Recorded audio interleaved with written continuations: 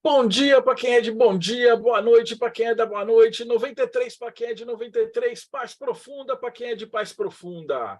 Você está em mais um Boteco dos Illuminati e hoje a gente vai falar de psicotrópicos, enteógenos, açúcar, café, coisas mágicas, alucinogênicos e tudo que você pode imaginar que faz parte da alquimia também, né? Então, só que isso não é muito debatido nos lugares, né? Os alquimistas eles tateiam e tal, e poucos livros realmente falam profundamente sobre isso. E hoje a gente vai falar sobre um livro que fala profundamente sobre esses assuntos, né?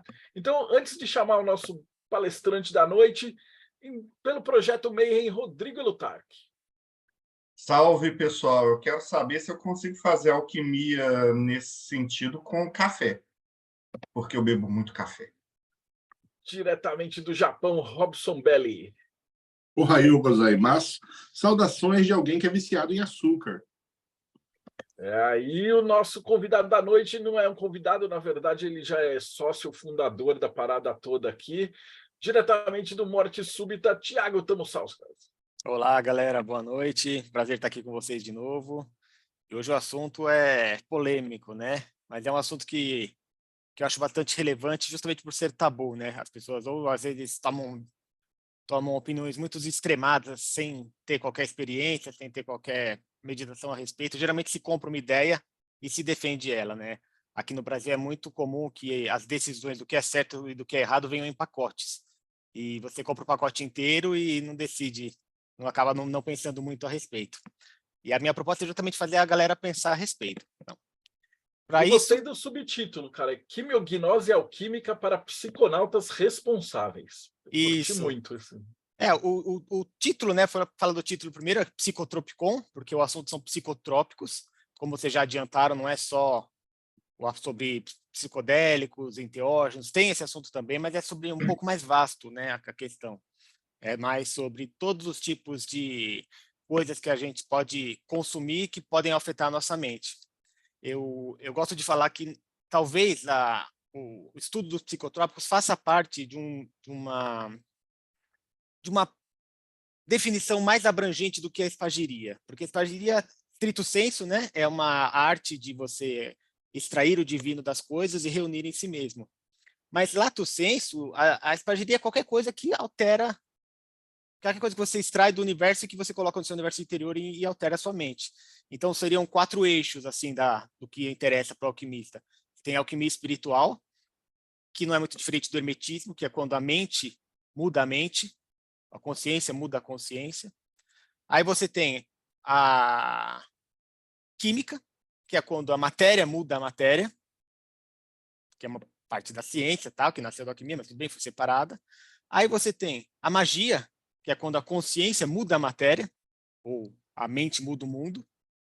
E você tem esse quarto pilar, que seria a espagiria mais lato sensu, que é quando a matéria muda a mente. E aí você fecha o ciclo completo. O assunto desse livro é esse quarto pilar aí dessa bagunça toda. E o subtítulo, né, quimiognose para psiconautas responsáveis, é justamente porque existem 2 extremos quando se fala desse assunto. O primeiro é que é proibido, é um tabu, é um pecado, é um erro, sempre está errado. E o segundo é que é uma maravilha, é a solução de todos os problemas e é a libertação, e é sempre bom. E eu tento, seguindo aquela ideia de que a virtude é o meio caminho entre 2 extremos, eu tento dar uma visão mais virtuosa sobre o trato com os psicotrópicos. Bom, para isso, posso compartilhar minha tela aqui com vocês? Confirmam para mim quando vocês virem.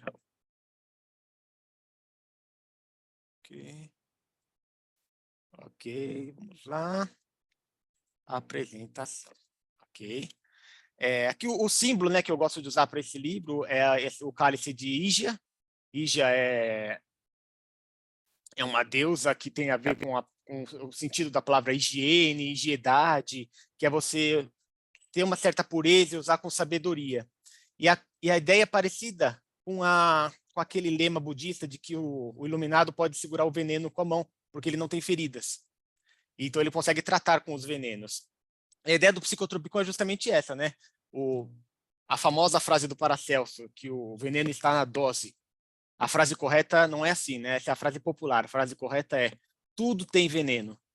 E é a dose que faz uma coisa ser venenosa ou não. Tudo tem veneno. Então, na verdade, qualquer coisa que você consumir em excesso, até água, vai acabar fazendo mal para você. A diferença é que as doses são diferentes para as coisas diferentes. E aí eu tenho uma proposta aqui, algumas coisas são tradicionais, algumas coisas são inovadoras. É mais um grande ensaio para esse assunto voltar a ser debatido. Primeiro aqui, um memento mori, né? Lembrar, para não dar nenhum problema para a gente, que tudo que é apresentado no livro e nesses estudos são experiências pessoais, né?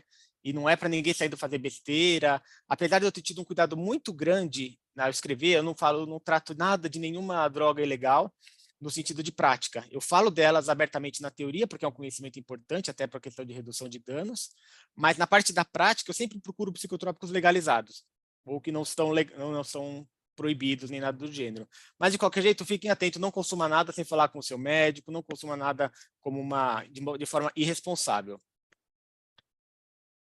Primeiro eu quero começar com um breve histórico, né? Todo mundo que me conhece assim como escritor sabe que todo o meu livro tem uma pegada histórica, porque eu acho que o desenvolvimento, né, linear de alguma ciência, de algum conhecimento, traz bastante conhecimento para a gente em qualquer assunto que você for estudar. Sempre que eu pego um assunto novo, eu traço uma linha do tempo e vou vendo como é que isso desenvolveu e quem influenciou quem. E a verdade é que a mistura dos psicotrópicos com a alquimia é uma coisa que vai desde o começo. Tá? Embora a alquimia ela surja num contexto histórico específico do Egito helenista, a gente pode falar que ela já existia anteriormente, se a gente pensar em termos de escolas de mistérios, de ritos de escolas iniciáticas, até de qualquer culto ao sagrado, né? E aí, o que o Stanisław Grof fala de tecnologias do sagrado é justamente isso, né? São meios que os povos antigos tinham, que eles usavam dentro de um contexto ritual, para se aproximar do sagrado, para dar aquilo que ele chama de visão holotrópica do mundo. Esse conceito é muito bonito, holotrópico. Ele é parecido com o heliotrópico, né, que são aquelas plantas que seguem o sol. O holotrópico é aquela busca pelo todo, busca pela completude geral. E, historicamente, isso sempre existiu. Na alquimia, também quando começou a se falar de alquimia, e principalmente pelos árabes, depois pelos latinos, sempre teve um psicotrópico na jogada. Por exemplo, no mundo islâmico antigo, o haxixe era altamente consumido. O ópio, o haxixe, porque o Alcorão ele não fala nada contra essas drogas. Ele fala contra a bebida, ele fala contra outras coisas, mas não fala nada sobre o haxixe, não fala nada sobre o álcool, então ele era usado normalmente. Depois isso mudou por questões políticas. E a história da proibição de drogas sempre é uma história política. É sempre uma definição de poder, às vezes de perseguição, porque as drogas elas têm uma ligação com alguns povos, né? E quando esses povos são perseguidos, as suas drogas são demonizadas, assim como seus deuses. Então, essa história é bem complicadinha. Mas depois dos árabes vieram os latinos, né? Os chamados alquimistas medievais, que foram os caras que transformaram os fermentados nos destilados, a aqua vitae, que é, sem dúvida, um psicotrópico. E tudo bem, eles consumiam, a gente, aqui como um país bastante influenciado pelo cristianismo, o álcool é normal, todo mundo bebe. Eu mesmo não tenho o hábito de beber.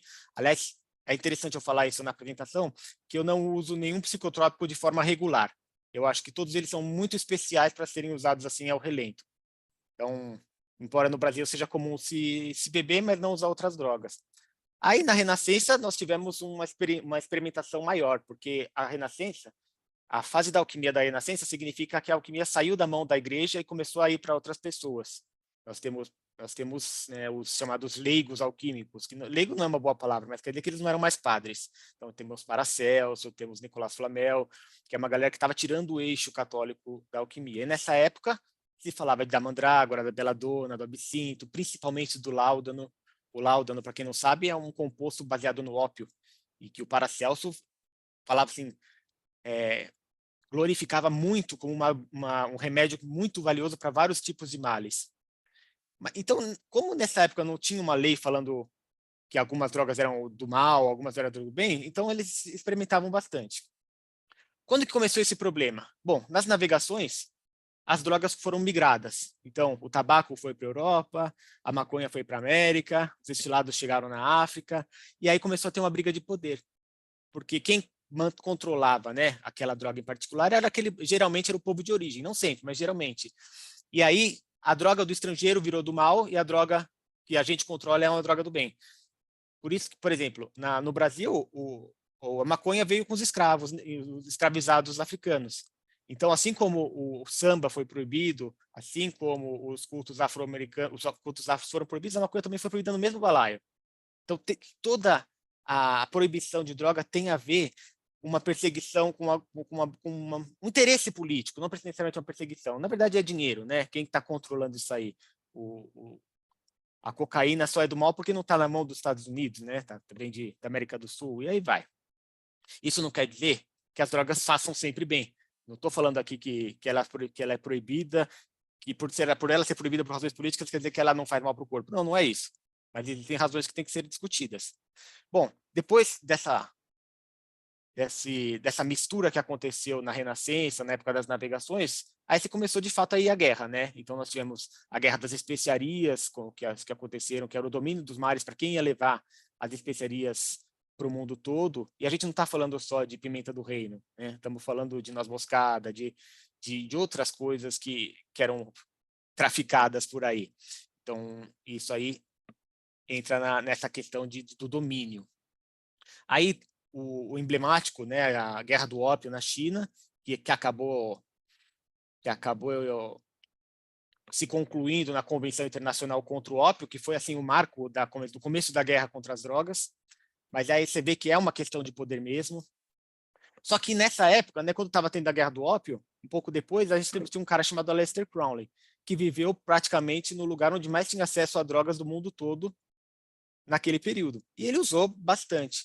Escreveu as experiências deles com essas drogas em diversos livros, diversos ensaios. O principal deles é o Diário de um Drogado. Basicamente, a visão dela é: a droga não é para fracos. Quem é fraco vai usar a droga e vai se ferrar, e tem que se ferrar mesmo. E quem é forte vai usar a droga e vai se dar bem, e tá ótimo. Basicamente, grosso modo. Depois pode chamar o Johan aqui para mostrar como eu estou errado, mas foi o que eu entendi da leitura. Bom, aí chegou o século XX, né? Teve a Convenção Internacional de Haia contra o ópio, e aí tem uma coisa que se chama drogas sintéticas. E aí, praticamente toda a década inventaram uma droga nova. Aí hidrocodona, MDMA, LSD, metanfetamina, ketamina, enfim. Isso aí é um problema porque conforme você vai proibindo as drogas, vão sendo sintetizadas novas que fazem efeitos parecidos. Até que nos anos 90 surgiu um negócio que chama os designers drugs, que é os caras que trabalham para contornar a lei que determina que aquele composto químico é proibido. Então é uma coisa que não tem como parar. E hoje em dia é muito fácil você ter acesso a todo esse tipo de coisa. Aqui tem o famoso Silk Road da Deep Web, mas não precisa nem da Deep Web, né? Quem tem Telegram e conhece pessoas do mau caminho conseguem comprar fácil qualquer tipo de coisa. Então esse assunto tem que ser discutido. Não adianta só proibir. Aí nós temos duas visões principais, né? O que acontece é que no século XX, como teve muita experimentação, né? Como teve muita oportunidade, teve muita facilidade de acesso, e com a questão do questionamento dos valores tradicionais que aconteceram na segunda metade do século XX, teve muito abuso disso. O que aconteceu é que, a partir daí, e logo depois, houve uma reação, de forma a proibir qualquer tipo de experimentação. E isso se reflete não só na sociedade civil, mas até no meio esotérico também. Então, se você for procurar hoje, as principais ordens, Rosa Cruzes, os grupos tradicionalistas, vão falar que drogas são sempre ruins. É aquele discurso, né, de televisão para proibir mesmo. E aí eles têm argumentos que são importantes, não é simplesmente falar eles são retrógrados. Aqui eu coloquei aqui justamente o meu maior ídolo, né, que é o Jean Dubois, ou Dubois, que ele era contra totalmente drogas, justamente porque a guilda alquímica dele, os filósofos da natureza, emergiu nos anos 70. Então, você imagina, né, como é que era os anos 70 na França. E ele criou uma reação, falou: não, aqui não pode isso. É meio parecido com o que aconteceu no movimento Hare Krishna, né? Quando o Prabhupada chegou e pregou, e quem ouviu foi eles, foram os hippies, né? Só que os hippies usavam muitas drogas. E aí ele teve que falar não também. Então, qual que é o argumento dessa galera? Bom, as drogas interferem ou até bloqueiam o desenvolvimento espiritual das pessoas. As drogas prejudicam a saúde mental e a saúde física das pessoas. As drogas criam ilusões, as drogas dão efeitos temporários, e nada disso é desenvolvimento espiritual. No final do curso de espagiria do Jean Dubus, que é um curso de praticamente 50 aulas sobre espagiria, lá para o finalzinho, para a aula 43, 45, ele tem um capítulo sobre drogas. E ele expõe a visão dele. Ele repete os argumentos, né, que a maioria dos Rosacruzes falam, né? Perigo de vício, faz mal para o corpo, não substitui o trabalho interior. Mas o que ele diz é que as drogas, elas abrem de fora para dentro alguns centros psíquicos das pessoas, ou centros sefiróticos, como ele fala. Abre na marra. E aí, o que acontece é que esses centros, quase com certeza, eles não serão trabalhados antes. E aí a pessoa vai ter experiências de centros abertos e não trabalhados. Então, são experiências demoníacas, experiências distorcidas, desarmônicas, até perigosas. O que ele fala é que, se esses trânsitos forem abertos de dentro para fora, através da espagiria, que é uma coisa muito mais suave, através da alquimia espiritual, através da oração, da meditação, da uma evolução espiritual, aí essa experiência não é tão traumática. Então, o que ele diz, e aí não é uma conclusão minha, isso está no texto, é que o uso das drogas, e ele deve estar falando aqui do LSD, né, de drogas mais pesadas, eles são mais próximos às experiências de quase morte do que da alquimia e da espagiria. Porque na experiência de quase morte, esses centros, né, os limites do corpo físico, eles não existem mais, e esses centros são abertos para a realidade, e a pessoa vai enfrentar aquilo que ela se preparou ou não. Então, pode ter uma bad trip ou pode ter uma good trip, dependendo de como foi o desenvolvimento espiritual dela. Então ele fala que o que acontece é que as drogas fazem isso em vida. E aí ele fala que por isso não é produtivo, não vale a pena, vamos continuar só com a espagiria. Tá? É uma posição que é interessante conhecer. Válida e tem uns argumentos poderosos. Só que, com o passar do século XX, surge uma galera que são os desafiantes, né, que eu chamo, que é a galera do turn-in e drop-out, ou seja, se liga, sintoniza e cai fora. Esse é um lema que o Timothy Leary, está aqui sendo preso na imagem, ele usava para descrever mais ou menos qual era o plano dele para aquela loucura toda que estava acontecendo. O turn on quer dizer se liga, né? Você vira a chave. Turn in é você se sintoniza, então tem a ver com o setting, que a gente vai falar daqui a pouco. E o dropout é você larga essa vida que existe lá fora e vai parte para outra. Só que essas três frases foram interpretadas pelo movimento hippie de um jeito que ele mesmo criticou depois. Então ele teve que explicar esses três conceitos depois, ou talvez ele até tenha mudado de ideia, mas o fato é que ele e toda essa galera que está listada aqui, até outros também, foram pessoas que experimentaram algum psicotrópico e chegaram à conclusão de que, sim, eles podem ajudar a expansão da consciência, mas ser feito com muito cuidado. Então, é um pouco parecido com a interpretação do Crowley, só que ela é mais humanista, né? Ela não fala assim, se você se ferrar, o azar é seu. Não, ela fala, tem que ser feito com cuidado, tem que ser feito de forma responsável, tem que ser feito do jeito certo. E aí tem algumas pessoas aqui que vale a pena a gente comentar, né? Tem o Aldous Huxley, que escreveu A Portas da Percepção, que virou o manual dos beatniks, praticamente. O Timothy Leary, que já foi o guru dos anos 60, 70. E olha que curioso, o livro mais famoso do Timothy Leary, A Experiência Psicodélica, ele é baseado no livro tibetano dos mortos. Então, no fundo, ele não é contra, ele concorda com o que o Jean Dubos fala, de que a experiência psicodélica, no caso, é parecida com a experiência de quase morte. Ele fala a mesma coisa, só que ele fala, e se a gente se preparar para morrer? O livro dos tibetanos dos mortos é uma preparação para a morte, e ele faz uma releitura como uma preparação para a experiência psicodélica. Aí nós temos o Terence McKenna, que no Alimento dos Deuses ele retoma lá aquela questão da tecnologia sagrada e propõe, né, ele faz um estudo político também e propõe uma espécie de renascimento paleolítico, de que talvez as coisas mudem daqui para frente. E o mais legal de todos esses caras é o Stanisław Grof, que escreveu O Caminho do Psiconauta, que é uma bíblia do psiconautismo, que não só faz um estudo histórico, mas faz todo um estudo psicológico de como a experiência psicodélica ela é muito parecida com experiências de iniciação, experiências de morte e renascimento. Enfim, essas são as principais referências para os livros, tanto os tradicionais quanto os os desafiantes, tá? Não vou falar que nenhum é melhor do que o outro, porque o que eu estou buscando é uma síntese dos dois. Esse cara que está aqui do lado é o Ramdas, ele pesquisou o uso do LSD junto com o Timothy Leary, mas ele, aos pouquinhos, ele foi não pregando contra o uso de qualquer psicotrópico, mas ele achou outros caminhos. Ele partiu lá para a gnose indiana e tal, mas ele entendeu que as experiências que ele teve foi só uma amostra do que ele poderia conquistar. E esse é o caminho que eu vou seguir no Psicotropicon, tentando atingir um meio termo entre os dois, e aqui a chave é o setting e o setting.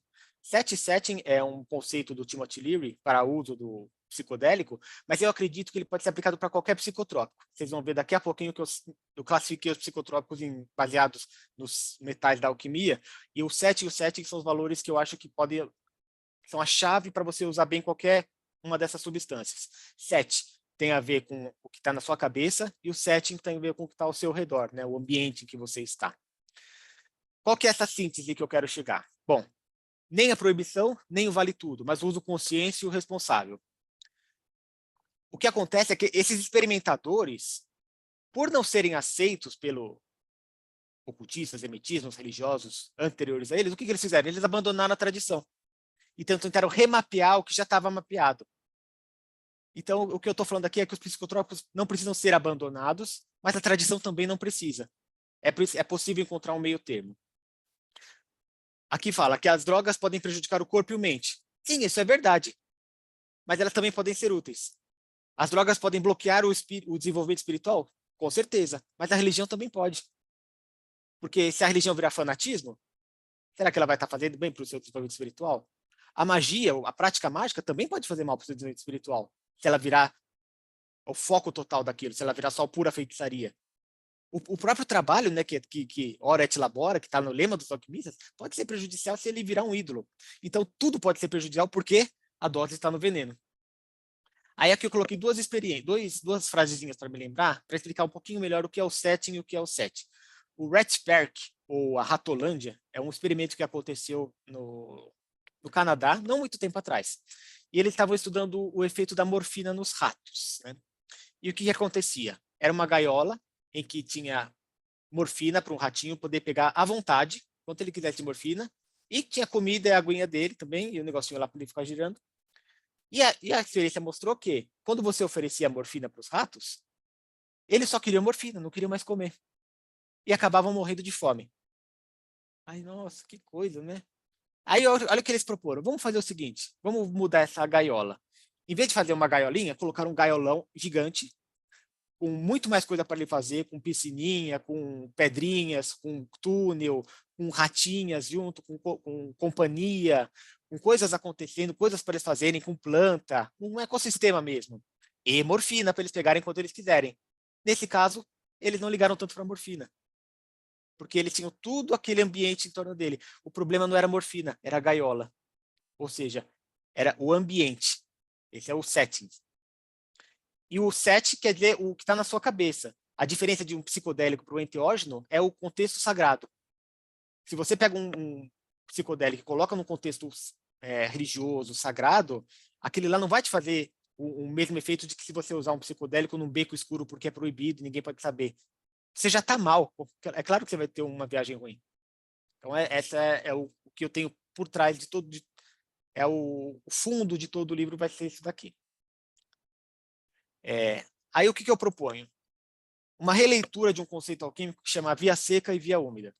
Na real, via seca e via úmida tem a ver com as formas de se tratar os vitrílulos, né, que pode ser por água ou por fogo. Por água é uma coisa suave, que demora e que tem um efeito ao longo prazo. Por fogo é na hora, mas é muito perigoso. O negócio pode explodir, solta veneno, solta fumaceira, então é uma coisa muito mais intensa, mas é mais rápido. Aqui eu estou propondo essa via seca e a via úmida também para a gente considerar que o uso dos psicotrópicos pode ser benéfico para a jornada espiritual de uma pessoa. Todo mundo conhece o símbolo da alquimia, né? Que é da alquimia não, da pedra filosofal, que é esse círculo, esse triângulo, esse quadrado e esse círculo dentro. Grosso modo, o círculo maior representa a prima matéria, então, podem chamar de Deus, se vocês quiserem. O triângulo é essa prima matéria, essa coisa original manifesta, Então, é o Deus tal como o conhecemos, ou o que podemos conhecer do todo.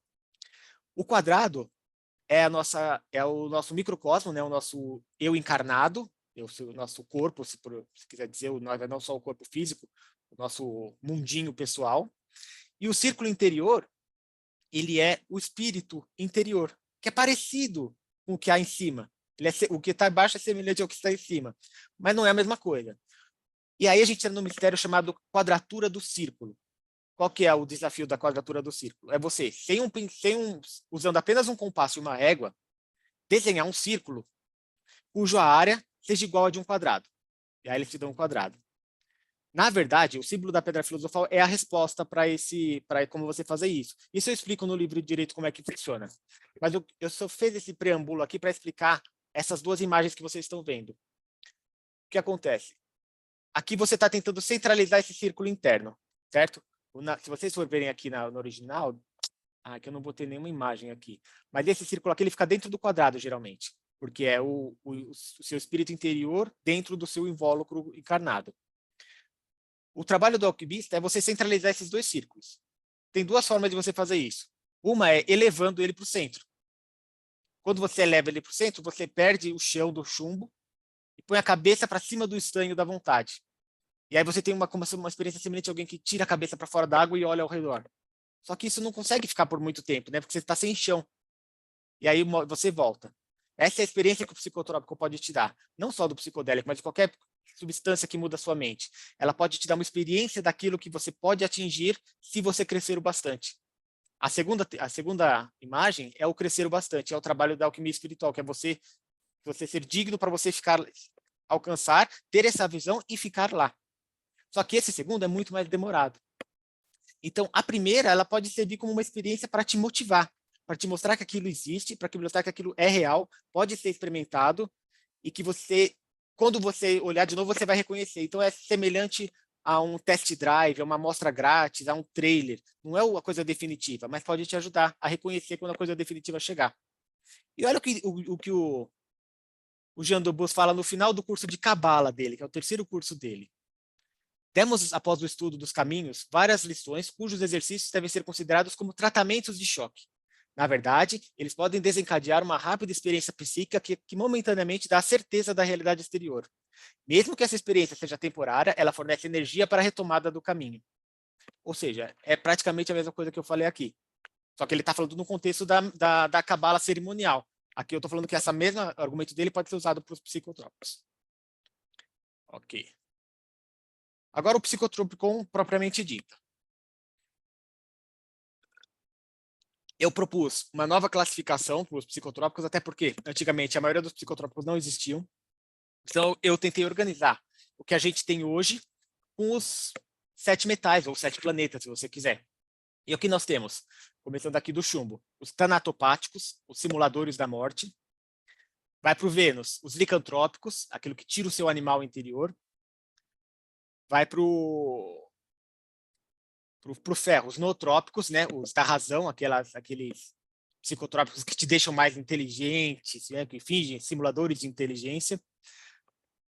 Os afrodisíacos, que tem a ver com a vontade, com a luxúria, mas não só de sexo, mas de criatividade e de realização.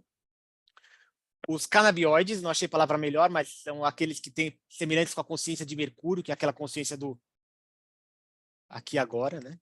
Que é atingida por meditação, mas que também o uso de haxixe em certas quantidades te dá aquele negócio de, como ele tira a memória de curto prazo, te coloca forçadamente no presente. Então é uma coisa meio semelhante, porém não igual à experiência do Mercúrio. Aí você tem os empatógenos, que são aquelas substâncias que aumentam artificialmente a empatia, que é a consciência da prata, e aí você tem os psicodélicos, que é a consciência do ouro, que são os enteógenos propriamente dito, ou seja, os psicodélicos num contexto sagrado.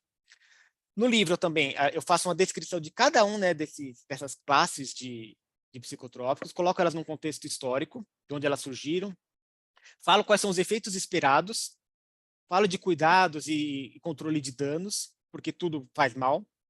Dou exemplos práticos e receitas aí nessa parte, sempre focando nas coisas legalizadas, para não dar problema para ninguém. E também sempre coloco equivalentes não químicos que podem ser alcançados. Então, como é que você consegue aumentar a sua empatia sem usar um MDMA? Tem técnicas para isso, né? O Tino está cheio de coisas que podem aumentar cada um desses tipos de efeitos aqui. Bom, agora eu vou passar rapidamente sobre as principais classificações. No chumbo, aí é a seguinte, uma coisa para falar sobre a origem desse livro é que ele começou com uma nota de rodapé do Psicotropicon, do Princípio Alquímica, que é o meu livro de alquimia, que também está no financiamento. Só que essa nota de rodapé começou a crescer e virou 2, 3, 4 parágrafos. Aí eu falei, pô, vou ter que tirar daqui dessa parte, então vai ter que virar um apêndice. Só que aí ele continuou crescendo, né? Eu falei, bom, vai ter que ser um livro só. Aí separei e virou. Então ele é como se fosse um spin-off do Princípio Alquímica. É uma continuação, até porque muita gente não se sente confortável com esse assunto, então achei melhor separar. Para quem respeito quem não gosta, então tudo bem, deixa por esse assunto, compra só o Princípio Alquímica, que lá você vai ter tudo o que você precisa. Mas para quem quer explorar esse outro universo, tem o Psicotropicon ao lado, né? Cada um na sua. Bom, lá no Princípio Alquímica, e no próprio Psicotropicon eu dou uma retomada dos vocabulário principal que eu uso no Princípio Alquímica. Então, retomando aqui, em chumbo, nós temos os tanatopáticos, são substâncias que nos permitem experimentar a morte, ou seja, anestésicos, analgésicos, hipnóticos, coisas que nos deixam em torpor, coisas que nos aterram, que nos deixam só no corpo mesmo, sabe? Uma coisa que deixa você bem, assim, pés no chão, enraizado. E aí, as principais drogas que eu classifiquei é o tabaco, a codeína, o junk food, porque quem nunca comeu até cair? Quando você vai numa churrascaria e come até o cu fazer bico, você está tendo uma experiência de chumbo, porque lá você é só corpo. E aí outras drogas podem dar essas experiências. E na parte prática, eu falo sobre a iniciação dos 21 dias do uso de rapé, que é uma coisa que eu aprendi justamente aqui com o pessoal que veio para o Mayhem. Aí tive uma conversa com a galera tal, e consegui colocar no livro. Então, todos os 7 metais vão ter exemplos de teoria, exemplos químicos e alguma prática proposta para a pessoa experimentar. Aí nós temos cobre, né, que é Vênus, sentimentos, né? E aí eu estou falando dos licantrópicos. Licantrópicos são as substâncias que liberam a forma animal, né? Liberam o lado emocional, que geralmente a gente deixa sob censura, e eles diminuem essa censura e aquilo lá aflora. Então, são todas as substâncias que diminuem a timidez, ansiedade, relaxam inibições, facilitam interações sociais, despertam o lado animal. Geralmente o pessoal falava para mim que em Vênus tinha que ser os afrodisíacos. Mas aqui eu não estou falando só de tesão, estou falando de sentimentos, de emoções. Às vezes a pessoa bebe e fica broxa, né? Então, por quê? Porque ela tem algum sentimento lá que tem a ver com isso. E aí, eu falo da história dos fermentados, dos destilados, como é que isso tem a ver com a história da alquimia, né? E aí, na parte prática, é uma coisa que eu tive muita ajuda do Óbito, valeu Óbito aí, que também tem um livro a respeito sobre o álcool, que tá vindo a caminho, e ele me deu uma dica aqui de um capítulo que acabou sendo chamado Como Beber como um Alquimista, que é um cálculo que você faz baseado no seu peso e na quantidade, no teor alcoólico daquilo que você vai beber, para você beber até aquele ponto que você está ótimo, e conseguir saber as dicas para não passar desse ponto. Então, é uma arte mesmo. Aí nós vamos para os ferro, que é Marte, os nootrópicos. Na metalurgia sagrada, o ferro ele tem a ver com a razão. E mais uma vez o pessoal questiona, né? Fala, não, Tiago, o ferro, Marte tem a ver com a guerra, né? Não tem a ver com a razão. Aí fala, mas você já deu uma olhada no tarô? O que a espada representa? Tem a ver com o sentimento, com a razão, sim, tem a ver com a inteligência. A inteligência, ela nasce muito da guerra, né? O ser humano, como animal, começou a desenvolver a sua cognição porque ele precisava caçar. E o que é a caça, se não a guerra contra um animal? E aí isso foi desenvolvendo quando você teve que comentar com outros seres humanos, porque o ser humano mais inteligente é quem ganhava a guerra, e aí cria uma escalada. Tanto é que a gente tem tantas tecnologias que surgiram num contexto bélico. Então é por isso que na alquimia o ferro é ligado com a razão. E aqui, nesse contexto dos psicotrópicos, o que eu estou falando são de todas as substâncias que estimulam o raciocínio e a disposição intelectual, principalmente a cafeína, mas não só. Tem também a taurina, a guaraná, a cocaína. É lógico, alguns são ilegais, alguns fazem mais mal do que outros. E a sabedoria está você em saber qual você pode usar e qual você não pode. Qual faz bem e qual não faz. E quando que você deve usar. E aí, na parte prática desse capítulo, eu não falo de café. Por quê? Lá no Princípio Alquímica, na parte das poções, eu já dou uma poção de Marte que tem a ver com café, que é o café, assim, com tudo que você pode fazer para melhorar o seu café, para ele dar o pico de efeito em você. Então, não vou repetir a mesma coisa aqui. Em vez disso, eu fiz um manual de uso de nootrópicos acessíveis. Eu fiz uma lista lá de coisas que você pode comprar, que vão te dar um start na cabeça, e que tem resultados, assim, claríssimos. E não só coisas químicas, mas também alternativas não químicas que você pode fazer para melhorar a sua lucidez. Porque, na verdade, quando eu falo coisas não químicas, eu estou jogando sujo, porque, na verdade, tudo é químico, né? Nós somos químicos, nós somos drogas. Então, quando a gente faz algumas... Tem coisas que nós fazemos com o nosso comportamento que vai gerar coisas no nosso corpo. Vai gerar coisas que não precisam ser sintetizadas porque nós mesmos sintetizamos. Aí chegamos no estanho, que são os afrodisíacos, são substâncias que estimulam a luxúria pela vida, a libido e a criatividade, não só a vontade pelo coito, mas a vontade de você abraçar o mundo, de criar alguma coisa. E aí eu dou vários exemplos de afrodisíacos tradicionais e plenamente acessíveis, né? O gosto puro, que é o tribus terrestre, o pimenta de Java, e dou uma receita, que é uma receita arqueológica, de como é que os maias usavam o chocolate, porque o chocolate é afrodisíaco. E quando você usa ele, não na barrinha do Lolo, mas do jeito certo, você consegue deixar ele no ápice da sua performance. E aí tem todo o contexto do setting e do set. Não é só a receita de o que você tem que fazer, mas qual que é o contexto que você tem que consumir esse chocolate. Então, quando você consumir esse chocolate como os maias, você vai ter o mesmo efeito que os maias tinham, que é bem diferente do compre batom. Aí chegamos... Esses 4 metais que a gente falou até agora são chamados metais menores. Eles são aqueles metais que dominam a maior parte das pessoas a maior parte do tempo. Ou seja, o corpo físico, os sentimentos, a razão e a vontade. A maioria das pessoas só lida com isso. A galera que trabalha com alguma certa espiritualidade consegue alcançar esses outros níveis de consciência. O primeiro deles é o Mercúrio, que tem a ver com aquele eu observador, né? A consciência do eu presente. E existem algumas substâncias que te forçam a estar lá. Só que essas substâncias vão te dar uma experiência do que é estar lá. Mas não é a mesma coisa de você chegar lá e conseguir ficar por mais tempo. Você conseguir ficar lá por si só. Até porque, geralmente, o químico vai ter outros efeitos que vão tirar a sua percepção da consciência, que não vai ser a mesma experiência plena. É uma amostra grátis, é um sachêzinho da realidade para você experimentar.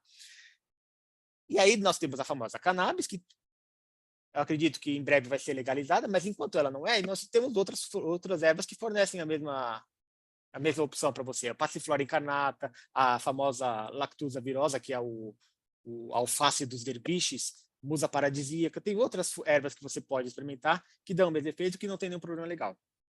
E aí eu dou um exemplo também, de novo, de set e de setting, que une duas tradições,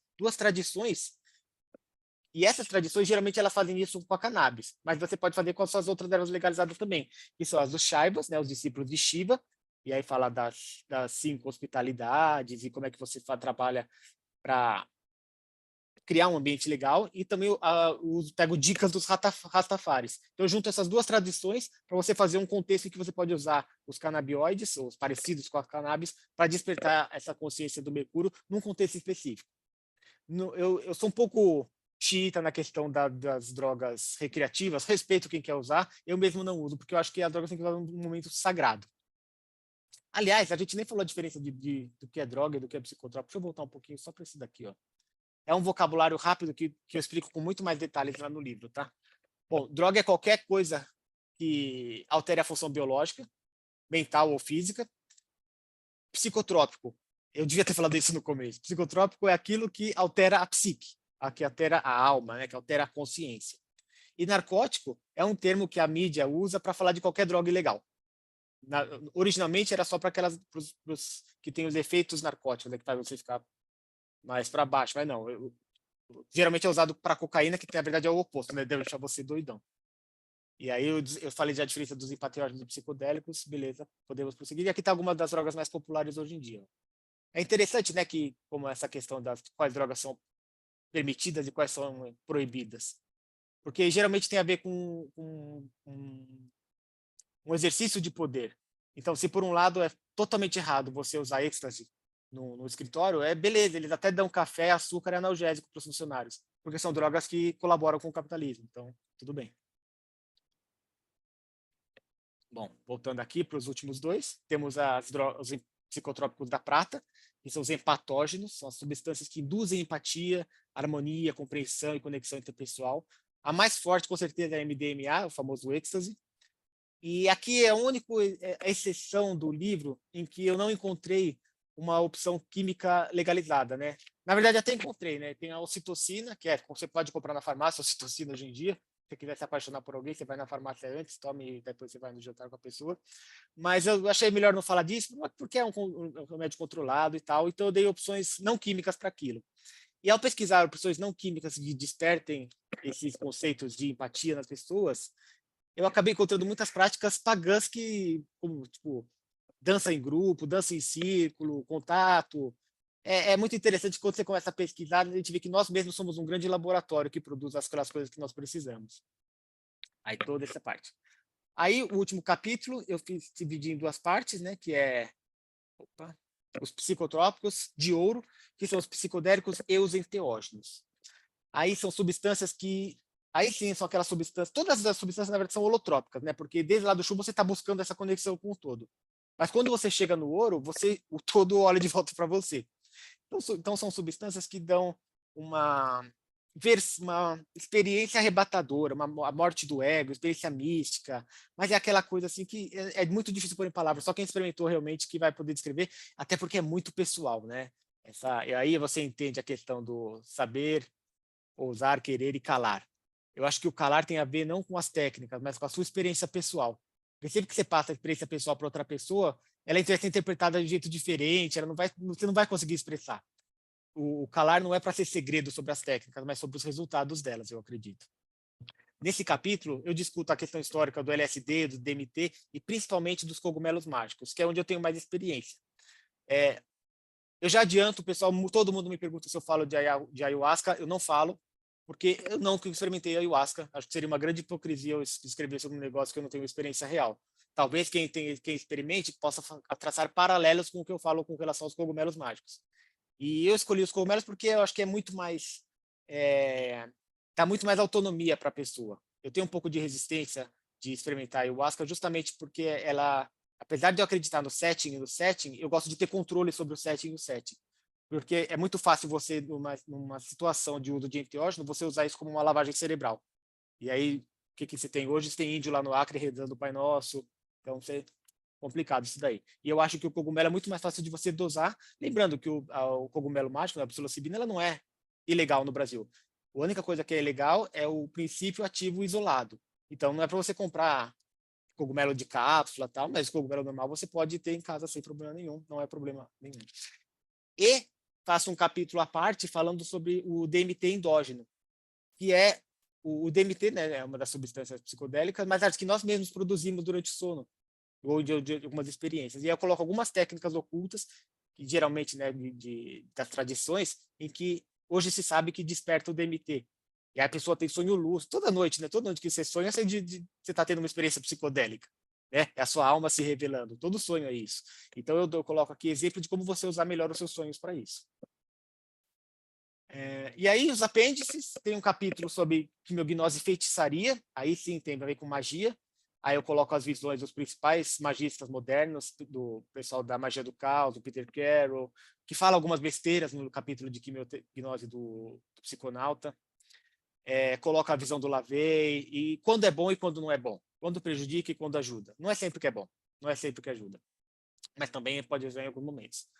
Tem um apêndice sobre os farmacochakras, que eu faço uma... Aí, esse apêndice é só quando eu mais viajo, né, gente? Então, talvez irrite algumas pessoas, algumas coisas que eu falo nos apêndices, mas vai ser divertido para quem tiver com a mente mais aberta. E aí falo sobre truques velhos para alquimistas novos, que são coisas que aquela galera dos experimentadores, por ignorar a tradição, acabaram redescobrindo coisas que já existiam no passado, então eu traço esses paralelos. E no final fecho com uma bibliografia cheia de sites, grupos de apoio, lojas, endereços na internet que possam apoiar os psiconautas que querem fazer as suas próprias experiências. Lembrando, esse livro faz parte do financiamento do Atalanta, que inclui outros livros também, o Atalanta Fugis, o Tratado Alquímico do Período Barroco, o Princípio Alquímica, o livro do Paulo de filosofia. Então, ele é parte de um grupo. Então, se vocês gostam dessa parte de psiconautismo, estão convidados a conhecer. Quero finalizar agradecendo a Priscila Proud, né, a psilocibina, que já foi entrevistada aqui pelo Meir, pelo prefácio que ela escreveu, que foi maravilhoso. É isso aí, galera.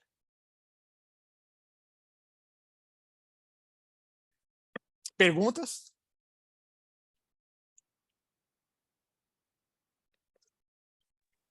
Eu tenho uma.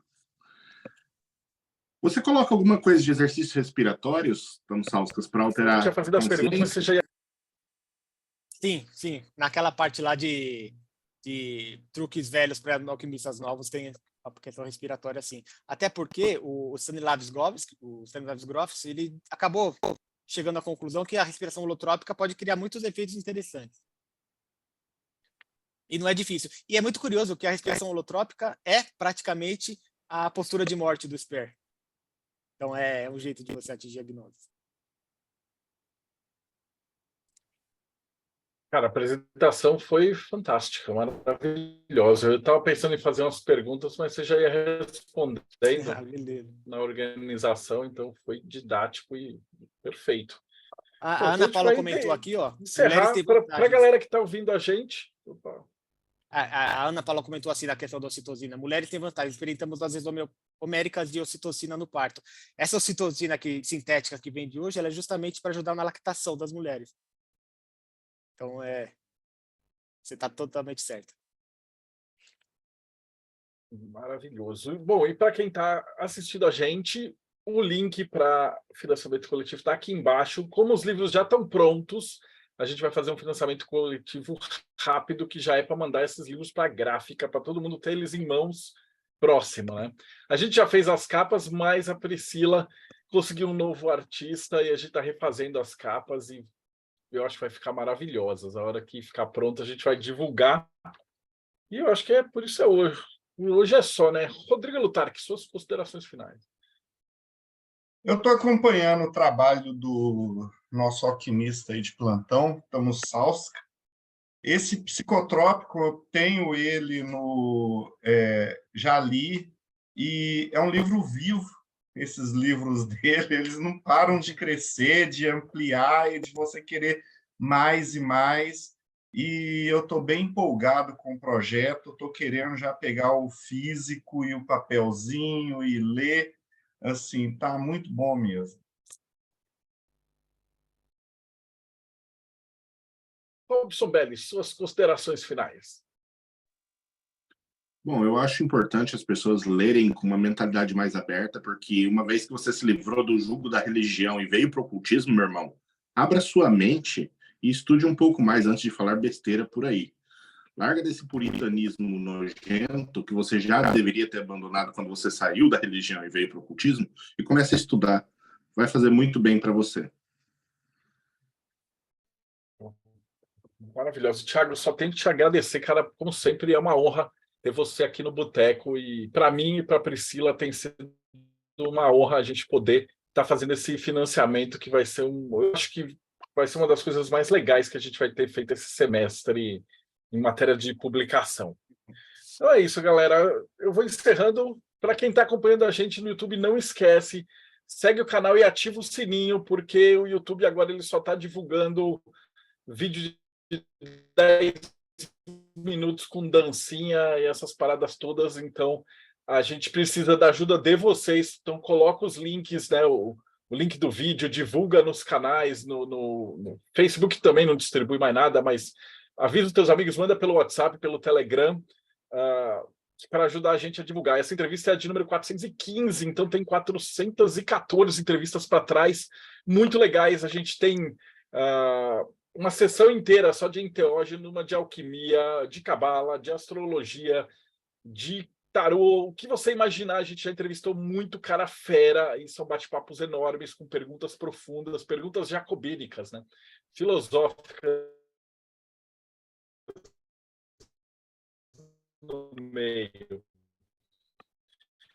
Então, vocês vão se divertir muito e aprender. A gente